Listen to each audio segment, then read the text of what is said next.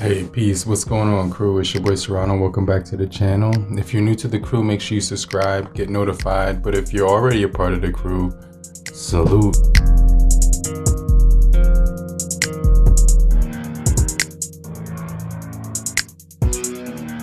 Now today we're going to be taking a look at the Meizu X8. Now this device was released 2 years ago. It's still one of my favorite devices that I've ever used. The 6.15-inch display, 90% screen to body ratio, the Snapdragon 710. Let's take a look at what came inside of the box of this device. I'm going to talk about my top 5 reasons to check this device out. It does come with all your user manuals, everything of that nature. You also do get charging compartments. So you will have your wall brick inside this one, and that's going to give you a really quick fast charge. The charging speed that one gives you is going to be pretty nuts. So as far as the charging speed of this device, and within less than an hour on this device, it's the supercharge that they're using. And it does adaptable with other charging bricks like Samsung bricks. So I do see that logo come up when I'm using it. This is the adapter or the cord on that side. The M charge has only gotten better as Meizu has tailored it, but it's been really quick charging on this device. You can't complain when it comes to the charging speeds.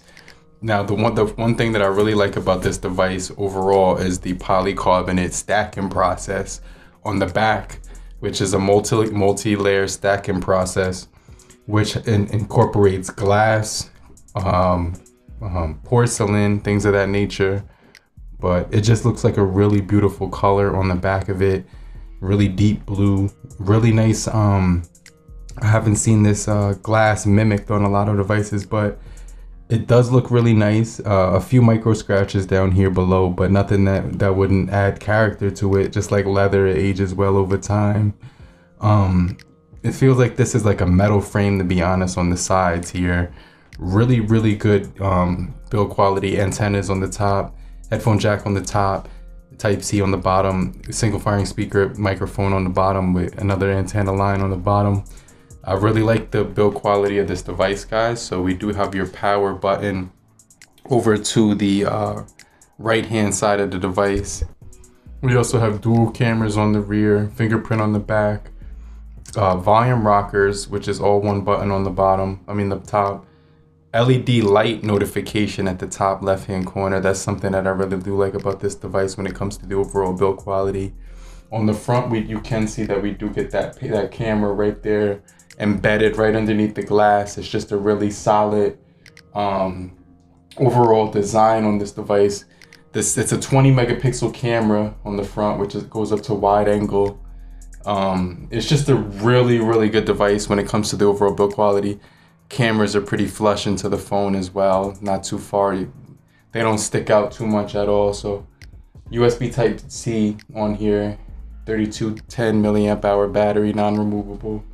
But it's under $200 right now, and it has the Snapdragon 710, which was what you could play Fortnite with it when Fortnite was still alive. Now I think they got the Genshu Impact, which replaced it. 3.5 millimeter headphone jack on here, like I said before. But I really do love the build quality, guys. Now, when it comes to the front of this display, like I said, it's a 6.2-inch device, so you can see we do get facial recognition. We do get the hinge drop. That's what they called it when it came out, the hinge drop. An absolutely beautiful display. I can't stress that enough. 90% screen to body ratio on here. This thing does actually, I just put my mask on. We're gonna get into the cameras on this device, but I just put my mask on. One of the cool things is you can unlock the device with the mask on with the Face ID on here. So let me just show you what I'm talking about.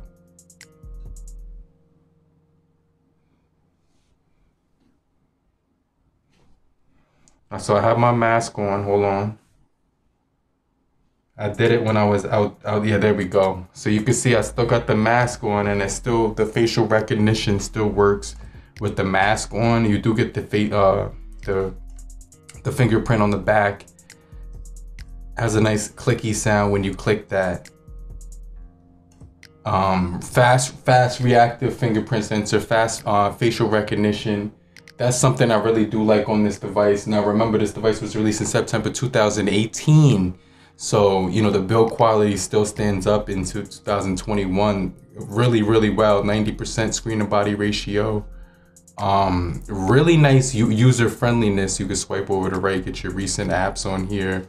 The UI on this device is really different. You can swipe down on the left hand side, get your apps. No app tray. This is the app tray right here.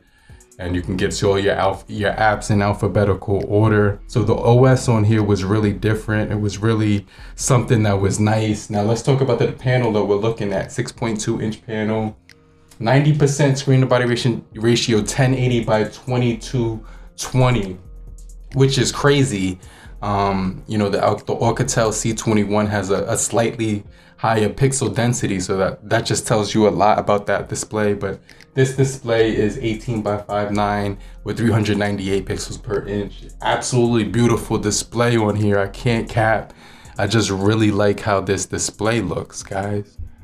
Now you can see that single speaker on this device just sounds really loud. It's like a stereo speaker. That thing sounds extremely loud. Like that thing gets to the point where you're like surprised. But the performance on this device, I can't stress over enough. Now this device comes in many different forms and variations. We do get a ton of different you know what I'm talking about, just options to choose from. This one is the 4 gigabytes of RAM with 6 gigabytes of 64 gigabytes of ROM on here. So you know I'm talking about, that's the configuration of this device. So I have to get over to the castle right now, but what I wanted to show you is that the raw performance on this device is just really good. I can't complain about it at all. Honestly, when it comes to the performance, you're getting that 710, you know, I'm talking about processing chip that I was just mentioning, with 4 gigabytes of RAM, 64 gigabytes of internal storage. So like I said, you will be able to play a lot of graphic intensive games on this guy. I had no issues with this device when it came to gaming. Also the size in my hand, 6.2 inches, is really compact. Really nice performance on here. When it came to the graphics, there weren't any stutters. It didn't even get too hot in my hand. So the performance did hold up for games like Genshin Impact, Call of Duty Mobile, PUBG, things of that nature. I could hear it trying to load up, but it's not gonna really struggle when it comes to loading times or anything of that nature. Everything just looks really beautiful on this display, guys. Now, one of the things that's really surprising is this device does give you the ability to game in ultra graphics as well as balanced, HD and high. Let's keep it at the ultra, but it's just a really impressive phone for the time that I've had it. I mean, I can't stress over that enough. It games very well. Let me get out of the Wi-Fi on here because that's the thing right now. My Wi-Fi is trash. Okay, so we're on mobile connection right now. And let me just show you right now, guys, how it performs on the mobile connection.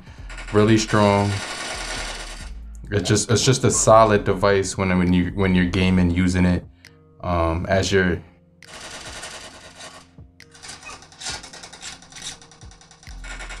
main phone, guys. So I can't stress over that enough.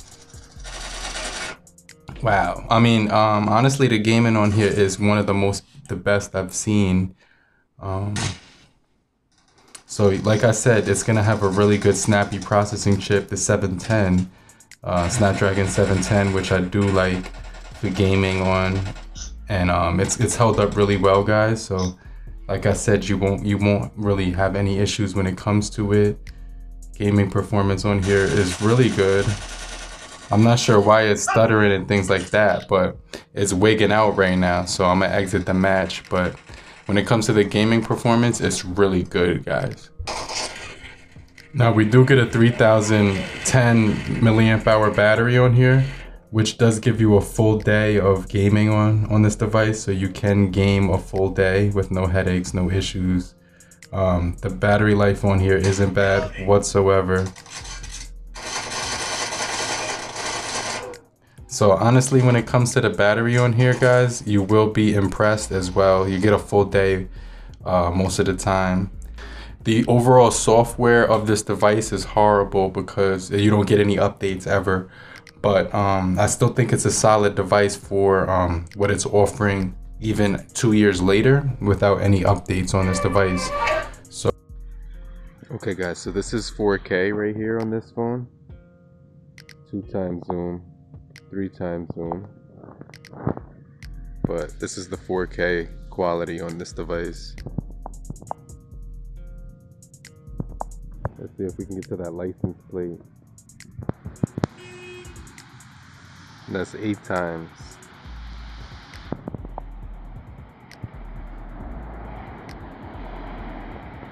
On this device, guys, we do get the option to record up to 4K on this device. You get a lot of cool features on here that I do like on the cameras. So one of the things is you can get the ability to do 4K 16:9 on this device. It does give you the option to do zoom as well, up to 8x. You get some pretty decent daytime footage and nighttime as well. Photos come out really crispy in the daytime, pretty good as well in nighttime. It does take portraits, which look really good. I'm really surprised about the picture quality on this device. Outdoors, indoors. It just provides you with some sharp imagery. So this is a portrait shot. We also do have some modes like Pro mode, panorama, scan, square, and slow-mo time-lapse as well. You do get some filters with the photo mode as well, so you could get the beauty mode on there too. Flash on the front or rear. Let's flip the camera around so I can show you what it looks like on the front. And you know what I'm talking about. So you can see that this is the camera on the front, and right here you can see that we do have the option to change the aspect ratio 4:3, 16:9, 18:9. We do get the watermark. We do get beauty mode on here. So you could get the option for portrait. Let's take a quick portrait. You can't zoom on this device, but if you take photos on here, it looks really good for the most part as long as you have suitable light. Let me take a quick photo.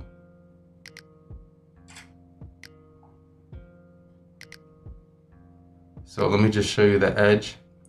Edge detection is really nice. You can see right there, even in the low light, it's still detecting hair on the edges right here. So that's pretty crazy. There's no light behind me or anything like that, but it still manages to detect the edges of the photograph, which to me is solid. That's the main thing you want to look for. So it's solid cameras as well, guys. This device does always get the gyro sensor as well on here. But that's another thing that I do like. You get all the sensors as well as the fingerprint sensor, facial recognition, the 20 megapixel around front. You get the dual setup on the rear, the 12 and the 2 megapixel as well.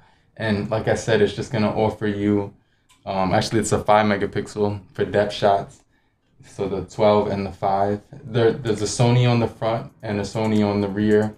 So really good cameras that they used. The hardware on this device, I really do like the hardware. Bluetooth 5.0 technology, which is low energy profile. So it's gonna save you some really good battery when you listen to the Bluetooth on it. Like I said, the only thing that's really bad about this device is the software. That's the only thing that I really don't like about this device at all. But you do get the swipe gestures. You can change the gestures here, right here. So it does give you the option for, you know what I'm saying? Let me show you right here, navigations. So you can get the option where I got all, so I could use these, get to my most recent and things of that nature, swipe back like that, go home. So there's a lot of features on here, or you could do the the regular one. Easy. They have a ton of different things you can mess around with when it comes to gestures on here. You have themes where you can change the wallpapers as well. I think that's pretty cool. They even put their own app store on here, which doesn't have a lot of apps. It's like kind of watered down, but you still get a few games to play around with. Honestly, I really like this device using it. It's something that I really like. You get 4G LTE on this device. When my Mint Mobile SIM card is inside of it, it says T-Mobile. The only thing I don't get is the dark mode for Android 10, because it's still stuck on Android 8.1. But I really do like this device. Let me know what you guys think down below, and I'll get right back with you later, bro. Peace.